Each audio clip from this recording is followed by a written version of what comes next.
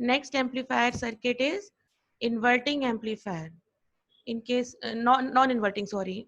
First one was the inverting amplifier, which we have studied in the last class. Now this one is the non-inverting amplifier. Why it is called as non-inverting? Because we are applying the input signal voltage to positive terminal. We are applying the input voltage to positive terminal. So how we will draw the circuit diagram? First we will draw the operational amplifier symbol with minus and plus input symbols. Because this is the non-inverting case, we are going to apply the input to non-inverting terminal. This is V in. In the last class, as I told you, that the input voltage can be DC voltage, it can be AC. Operational amplifier works on both type of voltages, AC or DC. This is the output, and the remaining circuit will remain same as per the inverting. What was the case of inverting case? Here input supply was connected, which is now connected to the positive in terminal. So this is interchanged only. The remaining circuit will be same as inverting. So what was the case? There is a feedback resistance which is connected between the output terminal and the this terminal minus the terminal, and one more resistor was there which was we have labeled as R1. This is RF, and the ground of this positive terminal is connected to now this terminal. Means अगर last slide से हम compare करें with the inverting case, सिर्फ circuit diagram में एक difference है कि जो सप्लाई यहाँ लगी थी वो हमने पॉजिटिव पे लगा दी है, और जो पॉजिटिव पे डायरेक्ट ग्राउंड था वो हमने इधर लगा दिया है. बस रिमेनिंग सर्किट क्या रहेगा? एग्जैक्टली सेम रहेगा. नॉन इन्वर्टिंग क्यों कह रहे हैं हम इसको? बिकॉज इनपुट अप्लाई कर रहे हैं प्लस पे. अब हम इसका डेरिवेशन स्टार्ट करेंगे. Again we will consider this node. This is labelled as node A. और हमने इनिशियल क्लास में हमने डिस्कस किया था, क्या डिस्कस किया था?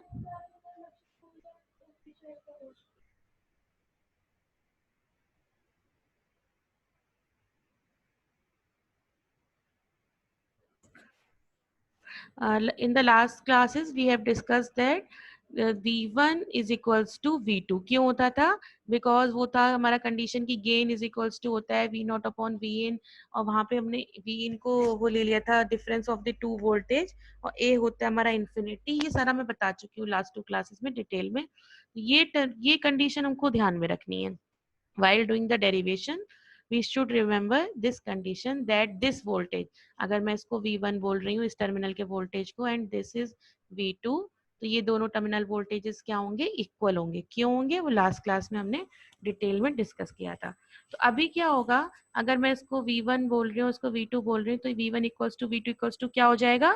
V in. जबकि लास्ट केस में क्या था? हमने यहाँ पे सीधे ग्राउंड कर दिया था.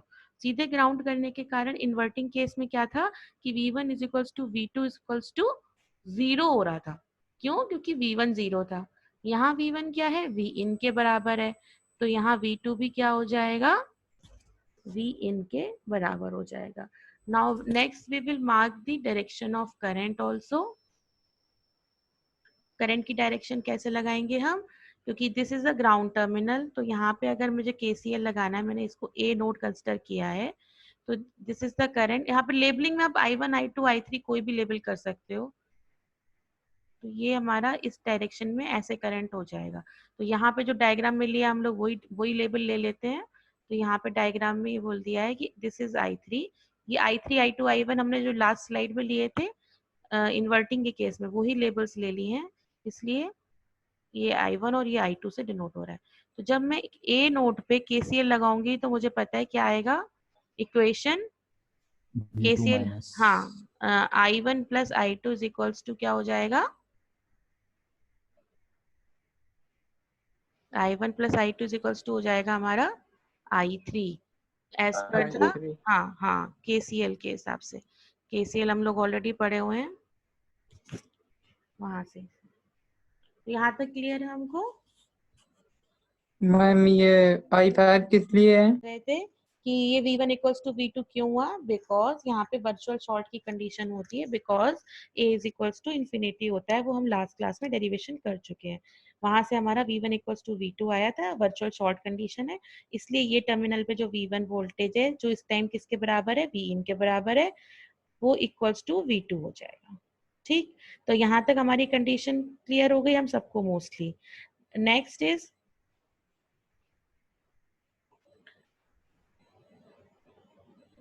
current condition. We know that input resistance of the ideal operational amplifier is infinity, means this Rin is infinity. Infinity means equivalent to open circuit, means ये I2 क्या हो जाएगा, this I2 will become equals to open circuit, zero हो जाएगा, I2 तो जाएगा ही ना open circuit होने के कारण, तो हमारा I1 इज इक्वल्स टू क्या हो जाएगा, I1 is equals to I3 हो जाएगा। ठीक है ना, ये I2 इक्वल्स टू 0 हो गया, बिकॉज यहाँ पे Rin is equals to infinity है, तो इनसाइड द सर्किट कोई करंट जाएगा नहीं, तो हमारा I1 is equals to I3 आ जाएगा। अब मेरा I1 में जो नोट डाउन करना है, दिस इज द I1, तो डायरेक्शन ऑफ करंट के हिसाब से हम देखेंगे तो this I1 is equals to हो जाने वाला है, मैं अलग से यहाँ लिख दे रही हूँ क्योंकि यहाँ तो डायरेक्टली लिखा है, आप लोग ये स्टेप नोट डाउन कर लीजिएगा कॉपी में। I1 इज इक्वल्स टू हो जाएगा V2 माइनस दिस पोटेंशियल, ये पोटेंशियल कितना है, ऑब्वियसली 0 है, ग्राउंड है, तो upon R1, this is equals to I1। Clear है पॉइंट, ये कैसे आया, पोटेंशियल डिफरेंस अपॉन रेजिस्टेंस। अब यहाँ पे मेरे पास क्या है, V2 इज इक्वल्स टू क्या होगा मेरा, अभी हम देख चुके हैं कि V2 इज इक्वल्स टू क्या है, Vin because of virtual short condition, देखो लिखा भी है यहाँ पे, तो मैंने यहाँ पे क्या पुट कर दिया, V2 की जगह Vin minus 0 upon R1। In the similar way अगर मुझे I3 is equals to find out करना है तो आप ये भी नोट डाउन कर लीजिए, I3 इज इक्वल्स टू क्या है, ये डायरेक्ट स्टेप है, डायरेक्ट स्टेप ना नोट करके पहले ये वाला स्टेप और ये वाला स्टेप जरूर नोट करिएगा कॉपी में। तो I3 इज इक्वल्स टू मुझे पता है यहाँ पे क्या है, दिस, हाँ ये V आउट है ना इस टर्मिनल पे वोल्टेज, तो V not minus V2 upon RF। तो V not is this voltage, Vin is, V2 is equals to Vin, V2 is equals to Vin, तो हमारा ये एक्सप्रेशन आ गया। तो after this equation write down this one and this expression, then finally write this expression, this one। clear, both expressions को हमने यहाँ पे equate कर दिया है, जस्ट हमें पता है कि what we need the expression for V out, so हम लोग क्या करेंगे यहाँ पे, we will assemble this expression in terms of V out. तो ये सिंपल है, ये 0 है तो कुछ रहेगा ही नहीं, तो V in upon R1 equals to V out minus V in upon RF। It can be written like this also, RF को अलग करके लिख लिया हमने यहाँ पे। फिर हमें क्या चाहिए, हमें चाहिए वी आउट का एक्सप्रेशन, तो हमने क्या करा, इस एक्सप्रेशन इस वाले टर्म को यहाँ ही रहने दिया और इस वाले टर्म को हम उठा के इधर ले आए नेक्स्ट स्टेप में, तो V in upon R1 plus V in upon RF आ गया। In the next step what we did, we have taken this V in common, V in को हमने क्या करा, कॉमन ले लिया, तो हमें पता है, तो सिंपल हमें चीजें आती हैं जिसको हमने सॉल्व कर लिया, RF plus R1 upon R1, ये एलसीएम लेके करते थे ना, बिल्कुल सिमिलर सिंपल स्टेप्स हैं जो हम लोग यूज करते हैं डेली। तो ये आ गया, फिर ये RF मेरा क्या हो जाएगा, कैंसिल हो जाएगा, तो फाइनल एक्सप्रेशन क्या रहेगा मेरा वी आउट का, ये रहेगा। बस इसी एक्सप्रेशन को हमने थोड़ा असेंबल कर दिया है, हमने इस फॉर्म में लिख दिया है, 1 प्लस RF अपॉन R1 के फॉर्म में। तो ये हमारा फाइनल एक्सप्रेशन हो गया, किस केस के लिए, this is for the case of non inverting amplifier. अब यहाँ पे हम लोग नॉन इन्वर्टिंग कह रहे हैं, ये कैसे पता चल रहा है हमारे नॉन इन्वर्टिंग है, यहाँ पे फेज शिफ्ट नहीं आएगा, आप देखो यहाँ पे कोई नेगेटिव साइन नहीं आ रहा है, इवन 1 प्लस आ रहा है वैल्यू, जो भी होगा RF और R1 का रेशियो वो क्या होगा हमारा 1 प्लस होगा। क्लियर है पॉइंट,